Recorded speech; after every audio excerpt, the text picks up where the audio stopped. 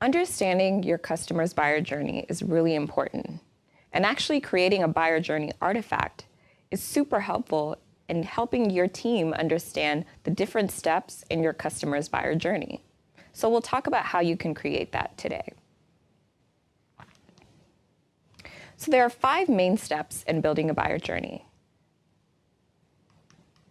The first is to understand who your customer is that you want to map. So once you've identified your buyer, you want to make sure that it's a clear persona and that you understand what the final outcome is that you're trying to get to for your customer. Now, if you have a multi-sided platform, so something like a Uber where you have drivers and buyers, you want to make sure that you choose one of those customers to map their buyer journey at a time. So let's take this example. I'm going to choose Carol the World Traveler as my buyer. And the first thing I want to do is build a customer profile that helps me summarize who Carol is and what her current experiences are. So what are her goals? What are her frustrations? What are her motivations? What are the existing products or services that she uses?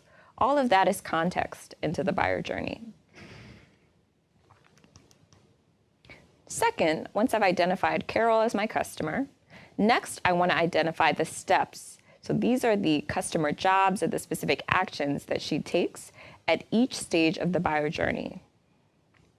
So this might look like a Google search when she's starting to learn about her product, learn about ways to solve her problem. It might be talking to friends.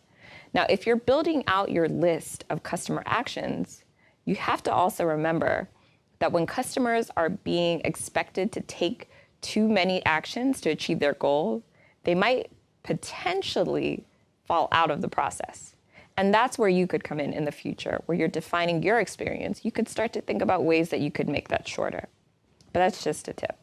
So let's look at an example of customer actions. So in this mapping, we have the 3 main stages of a buyer journey, which is awareness, evaluation, and purchase. We've also included the 2 bonus stages, which is delivery and post-purchase. So some actions that Carol takes when she is going on a journey to plan a trip, she first does some searching on Instagram, saves some pictures, things that she likes and places that she wants to visit. Maybe she's talking to friends or reading blog posts about other bloggers' recent travels. Then once she's decided where she wants to go, she enters in the consideration phase. So at this stage, she's searching for deals to the specific locations that she might want to visit. And maybe she's talking to friends about more specifics about the places that they've stayed. Once we're in the purchase stage, she's made the decision on where she wants to go. She's now searching for flights so she can find the right flight and make the purchase. And she's searching on Google for hostel options so she can book it. Now, these are our 3 main stages. Then we have the bonus stage of delivery and purchase. Delivery in this case would be getting updates from the airline about your booking, as well as potential upgrades and features of the flight.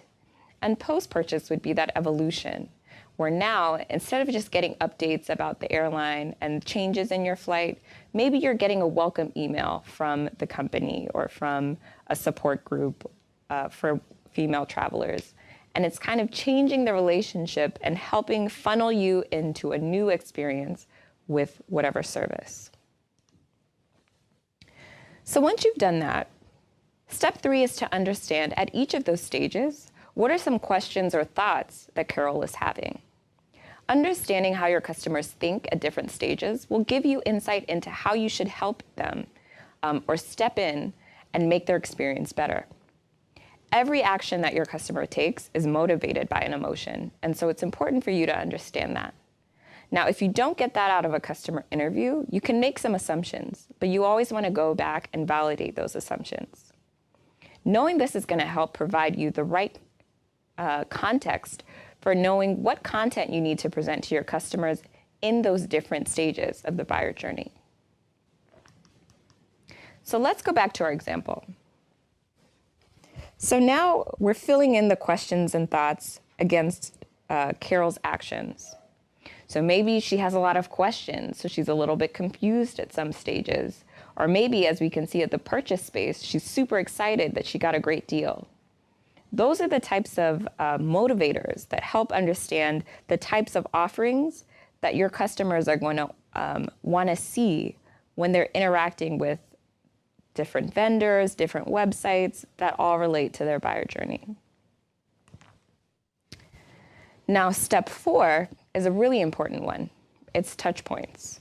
So these are all the places that your customers can interact with you or your partners throughout their buyer journey. Now, why this is so important is because it tells you exactly where your customers are going today to answer the questions that they're asking and solve the problems that they have. So in some regard, if you want to be the place where they go, it helps you understand your competitors.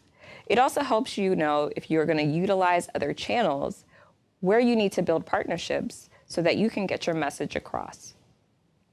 So back to our example, we'll look at some of the touch points in Carol's buyer journey. So we see in the awareness stage, she's using Instagram as well as Google and talking to her friends. In the consideration stage, it's still Google and friends. Then when you get to the purchase stage is when she's actually going to company websites like airline sites or hostel sites to make the booking. And then in the delivery and post-purchase stage, now it's offline channels like email or phone to continue the conversation. Now, how do we make this buyer journey actionable so it's something that we can actually use? Once you've documented this buyer journey, then you can actually use it to determine your best strategy for reaching your customers. The buyer journey has now told you what your customers are thinking and feeling. It's also told you where they're going. And so now you can take that and determine what your channel strategy is, as well as how you're going to create positioning and marketing strategies around how to talk to your customers.